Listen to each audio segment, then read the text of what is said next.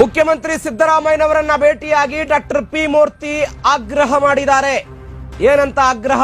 ಮುನಿರತ್ನ ವಜಾಗೆ ಆಗ್ರಹ ಮಾಡಿದ್ದಾರೆ. ಅಂಬೇಡ್ಕರ್ ಸೇನೆಯ ರಾಜ್ಯಾಧ್ಯಕ್ಷರಾಗಿರುವಂತಹ ಡಾಕ್ಟರ್ ಪಿ ಮೂರ್ತಿ ಪರಿಶಿಷ್ಟರ ಬಗ್ಗೆ ಅಪಮಾನಕಾರಿಯಾಗಿ ಮುನಿರತ್ನ ಮಾತನಾಡಿದ್ದಾರೆ.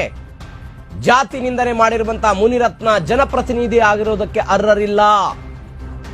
ಶಾಸಕ ಮುನಿರತ್ನ ನಮ್ಮ ಸಮುದಾಯವನ್ನ ಅವಮಾನ ಮಾಡಿದ್ದಾರೆ, ಅಪಮಾನ ಮಾಡಿದ್ದಾರೆ. ಶಾಸಕ ಮುನಿರತ್ನ ವಿರುದ್ಧ ಇಡೀ ಸಮುದಾಯವೇ ಆಕ್ರೋಶಗೊಂಡಿದೆ. ಸಂವಿಧಾನ ವಿರೋಧಿ ಆಗಿರುವಂತಹ ಮುನಿರತ್ನ ಶಾಸಕರಾಗಿರೋದಕ್ಕೆ ಅರ್ಹರಲ್ಲ. ಕೂಡಲೇ ಮುನಿರತ್ನ ಅವರನ್ನ ಶಾಸಕ ಸ್ಥಾನದಿಂದ ಅಮಾನತು ಮಾಡಬೇಕು. ಮುಖ್ಯಮಂತ್ರಿ ಸಿದ್ದರಾಮಯ್ಯನವರನ್ನ ಮನವಿ ಮಾಡಿದ್ದಾರೆ. ಸಮುದಾಯದ ವಿವಿಧ ಮುಖಂಡರುಗಳ ಜೊತೆ ಮುಖ್ಯಮಂತ್ರಿಗಳನ್ನ ಭೇಟಿ ಮಾಡಿದ್ರು ಡಾಕ್ಟರ್ ಪಿ ಮೂರ್ತಿ. ಅಂಬೇಡ್ಕರ್ ಸೇನೆ ರಾಜ್ಯಾಧ್ಯಕ್ಷ ಡಾಕ್ಟರ್ ಪಿ ಮೂರ್ತಿ ಅವರ ನೇತೃತ್ವದಲ್ಲಿ ಭೇಟಿ ಆಯಿತು. ಮುನಿರತ್ನ ಅವರನ್ನ ಉಚ್ಚಾಟನೆ ಮಾಡಬೇಕು ಅನ್ನೋದು ಅವರ ಆಗ್ರಹ. ಮುಖ್ಯಮಂತ್ರಿಗಳನ್ನ ಭೇಟಿ ಮಾಡಿದ್ದಾರೆ. ಜಾತಿ ನಿಂದನೆಯ ಆರೋಪ ಬಂದಿದೆ. ಒಕ್ಕಲಿಗ ಮತ್ತು ಪರಿಶಿಷ್ಟ ಸಮುದಾಯದ ಅವನ್ನ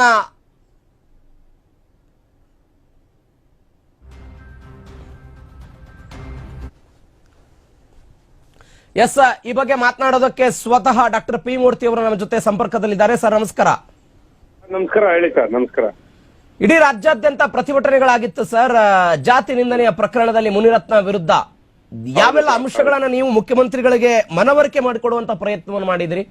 ಹೌದು. ಇಲ್ಲ ಸರ್, ಮೊನ್ನೆ ಏನಾಯ್ತು ಅಂತ ಹೇಳಿದ್ರೆ ನಮ್ಮ ವೇಲು ನಾಯಕ್ ಕಂಪ್ಲೇಂಟ್ ಪಾರ್ಟಿ ಏನಿದ್ದಾರೆ ಹಾಗೆ ಮತ್ತೆ ನಮ್ಮ ಗುತ್ತಿಗೆದಾರರು ಚಲುವರಾಜು ಕಂಪ್ಲೇಂಟ್ ಪಾರ್ಟಿ, ಇಬ್ರು ಕಂಪ್ಲೇಂಟ್ ಪಾರ್ಟಿ ಮೇಲೆ ಕೆಲವರು ಮುನಿರತ್ನ ಅವರ ಏನು ಸಹೋದ್ಯೋಗಿಗಳಿದ್ರು ಅವ್ರನ್ನೆಲ್ಲ ಬಿಟ್ಟು ಗಲಾಟೆ ಮಾಡಿಸೋದು ಎದುರಿಸೋಂತ ಮಾಡ್ತಕೊಂಡ್ ಬಂದಿದ್ದಾರೆ. ಸುನಂದಮ್ಮ ಅಂತ ಒಂದು. ಆಮೇಲೆ ಇನ್ ಕೆಲವರು ಇಂಡೈರೆಕ್ಟ್ ಆಗಿ ನಮ್ಮ ಏನು ಪಿ ಮೂರ್ತಿಗೆ ಧಮಕಿ ಹಾಕೋದು, ಕೆಲವು ವಾಟ್ಸ್ಆಪ್ ಫೇಸ್ಬುಕ್ ಅಲ್ಲಿ ಮುನಿರತ್ನ ಜೈಲಿಗೆ ಕಳಿಸ್ಬಿಡಿ ನಿಮ್ ಸುಮ್ನೆ ಬಿಡಲ್ಲ ಅಂತ ಹೇಳೋದು, ಈ ತರ ಹಲವಾರು ಒಂದು. ಮತ್ತೆ ಈ ನಮ್ಮ ಏನು ವಿಧಾನಸಭಾ ಕ್ಷೇತ್ರ ಏನಿದೆ ಆರ್ಆರ್ನಲ್ಲಿ ಇಡೀ ಕ್ಷೇತ್ರ ಜನ ಈಗ ಮುಂದಾಗಿದೆ ಸರ್ ಮುನಿರತ್ನ ಬೇಡ ಅಂತ ಹೇಳ್ಬಿಟ್ಟು. ಆಯ್ತಾ? ಸೊ ಹನಿ ಟ್ರಾಪ್ ಕೇಸಲ್ಲಿ ಏನೇನೋ ಹಗರಣಗಳು ಮಾಡಿದಾರೋ ಇಡೀ ಕ್ಷೇತ್ರ ಜನಕ್ಕೆ ಗೊತ್ತಾಗಿದೆ. ಹಾಗಾಗಿ ನಾವು ಮಾನ್ಯ ಮುಖ್ಯಮಂತ್ರಿ ಮನವಿ ಮಾಡಿರೋ ಇಷ್ಟೇ, ಇಮಿಡಿಯೇಟ್ ಆಗಿ ಮುನಿರತ್ನ ಉಚ್ಚಾಟನೆ ಮಾಡಬೇಕು MLA ಸ್ಥಾನದಿಂದ ಅಂತ. ಯಾಕಂತ ಹೇಳಿದ್ರೆ ಇಂಥ ಒಂದು ದಲಿತ ವಿರೋಧಿ ಮತ್ತೆ ಹನಿ ಟ್ರಾಪ್, ಸೊ ಇಂಥ ಒಂದು ಕಳ್ಳರಿಗೆ ನೀವು ಅವಕಾಶ ಕೊಡದೆ ಆದ್ರೆ ಆ ಒಂದು ಪವಿತ್ರ ಸ್ಥಳ ವಿಧಾನಸೌಧದಲ್ಲಿ ಅದು ಬೇರೆ ರೀತಿ ಆಗುತ್ತೆ. ಸೊ ಹಾಗಾಗಿ ಇಮಿಡಿಯೇಟ್ ಆಗಿ ಅವನ ಉಚ್ಚಾಟನೆ ಮಾಡಿ ಅಂತ ಒಂದು ಹೇಳಿದೀವಿ. ಮತ್ತೆ ಯಾವುದೇ ಕಾರಣಕ್ಕೂ ಅವನ ವಿಧಾನಸಭೆ ಒಳಗಡೆ ನಾವು ಕಾಲಿಕಕ್ಕೆ ಬಿಡಲ್ಲ ಸರ್. ಮತ್ತೆ ಮೊನ್ನೆ ಏನು ಬಿಜೆಪಿ ಪಕ್ಷದ ರಾಜ್ಯಾಧ್ಯಕ್ಷರು ನಮ್ಮ ಇವ್ರು ಯಡಿಯೂರಪ್ಪ ಅವ್ರ ಮಗನ ಮನವಿ ಕೊಟ್ಟಿದ್ವಿ ಸರ್, ನಿಮ್ಮ ಪಕ್ಷಕ್ಕೆ ದಯವಿಟ್ಟು ಇವ್ರನ್ನ ಉಚ್ಚಾಟನೆ ಮಾಡಿ, ಇಲ್ಲಾಂದ್ರೆ ನಿಮ್ಮ ಪಕ್ಷಕ್ಕೆ ಕಳಂಕ ಬರ್ತದೆ ಅಂತ ಹೇಳಿದ್ವಿ. ಅವ್ರು ಹೇಳಿದ್ದಾರೆ 3 days ಅಲ್ಲಿ ಉಚ್ಚಾಟನೆ ಮಾಡ್ತೇನೆ ಅಂತ ನಮ್ಗೆ ಮಾತನ್ನ ಕೊಟ್ಟಿದ್ದಾರೆ. ವಿಜೇಂದ್ರ ಅವ್ರು ಹೇಳಿದ್ದಾರೆ ಮುನಿರತ್ನ 100% ನಮ್ಮ ಪಕ್ಷದಿಂದ ಉಚ್ಚಾಟನೆ ಮಾಡ್ತೀವಿ ಅಂತ ಹೇಳಿದ್ದಾರೆ. ಸೊ ಹಾಗಾಗಿ ನಾವು ಮುಖ್ಯಮಂತ್ರಿ ಮನವಿ ಮಾಡಿಕೊಳ್ಳೋದಿಷ್ಟೇ, ಯಾವುದೇ ಕಾರಣಕ್ಕೂ ನಮ್ಮ ಆರ್ಆರ್ ಕ್ಷೇತ್ರ ಅಲ್ಲಿ ವಿಧಾನಸೌಧ ಅಲ್ಲಿ ಮುನಿರತ್ನವರು ಕಾಲಿಕ್ಕಂಗಿಲ್ಲ. ಕಾಲಿಟ್ರೆ ಯಾವ ಕಾರಣಕ್ಕೂ ನಾವಂತೂ ಪ್ರತಿಭಟನೆ ಮುಂದುವರ್ಸಿ ಅಂತ ನಾವು ಹೇಳಿದ್ವಿ ಸರ್ ಮುಖ್ಯಮಂತ್ರಿಗಳಿಗೆ. ಏನಂದ್ರು ಮುಖ್ಯಮಂತ್ರಿಗಳು? ಸರ್ ಮುಖ್ಯಮಂತ್ರಿಗಳು ಒಂದೇ ಮಾತು ಹೇಳಿದ್ರು, ನೋಡಿ ಮೂರ್ತಿಯವರೇ, ಆಲ್ರೆಡಿ ನಾವು ಅವನ್ನ ಅರೆಸ್ಟ್ ಮಾಡ್ತಿದ್ದೀವಿ, ನಿಮ್ಮ ಅಲ್ಟ್ರಾಸಿಟಿ ಕೇಸಲ್ಲಿ ಜೈಲಿಗೆ ಕಳಿಸ್ತಿದ್ದೀವಿ. ಅದಾದ್ಮೇಲೆ ಇನ್ನು ಕೆಲವು ಹೆಣ್ಣು ಮಕ್ಕಳು ಏನು ಹನಿ ಟ್ರಾಪ್ ವಿಚಾರದಲ್ಲೂ FIR ಹಾಕ್ಸಿದೀವಿ. ಆಮೇಲೆ ನೀವು ಮೊನ್ನೆ ಹೇಳ್ದಂಗೆ SIT ತನಿಖೆ ಮಾಡಿ ಅಂತ ಹೇಳ್ಬಿಟ್ಟು ಸಪ್ರೇಟ್ SIT ಅನ್ನೋ ಸ್ಕ್ವಾಡ್ ನನ್ನು ರೆಡಿ ಮಾಡಿದೀವಿ. ನಮ್ಮ ಸರ್ಕಾರದಿಂದ ಏನ್ ಅನ್ಬೇಕು ಎಲ್ಲವನ್ನೂ ಮಾಡಿದೀವಿ. ನೀವು ಏನು ತಲೆ ಕೆಡಿಸ್ಕೊಬಿಡಿ. ನಾವು ಸುಮಾರು 20 ಜನ ದಲಿತರು ರಾಜ್ಯಾಧ್ಯಕ್ಷಗಳು ಹೋಗಿದ್ದು. ಸೊ ಆ ಒಂದು ಮಾತು ಹೇಳಿದ್ರು ಮುಖ್ಯಮಂತ್ರಿಗಳು, ನಾವು ನಿಮ್ಮ ಪರವಾಗಿ ಇದ್ದೇವೆ, ಸರ್ಕಾರ ನಿಮ್ಮ ಪರವಾಗಿದ್ದೆ, ಕಾನೂನು ಬದ್ಧವಾಗಿ ನಾವ್ ಏನೇನ್ ಆಕ್ಷನ್ ಮಾಡಬೇಕು ಪ್ರತಿಯೊಂದು ಮಾಡ್ತೀವಿ, ನೀವೇನು ಅಲ್ಲ ಆರಾಮಾಗಿ ಅಂತ ನಮಗೆ ಭರವಸೆಯನ್ನ ಕೊಟ್ಟಿದ್ದಾರೆ ಸರ್ ಮುಖ್ಯಮಂತ್ರಿಗಳು. ಒಂದ್ ಕಡೆ ಬಿಜೆಪಿ ಅವರು ಈಗಾಗಲೇ ಮುನಿರತ್ನ ಅವರಿಗೆ ನೋಟಿಸ್ ಕೊಟ್ಟಿದ್ದಾರೆ, ಅವರು ಉತ್ತರವನ್ನು ಕೊಡಬೇಕಾಗಿದೆ. ಬಿಜೆಪಿ ಇದುವರೆಗೂ ಕೂಡ ಉತ್ತರವನ್ನು ಕೊಟ್ಟಿಲ್ಲ ಮುನಿರತ್ನ, ಬಿಕಾಸ್ ಅವರು ಪೊಲೀಸರ ಬಂಧನದಲ್ಲಿದ್ರು. ಇದೀಗ SIT ಅವರು ಕಸ್ಟಡಿಗೆ ತೆಗೆದುಕೊಂಡಿದ್ದಾರೆ. ವಿವಿಧ ಆರೋಪಗಳಿದೆ.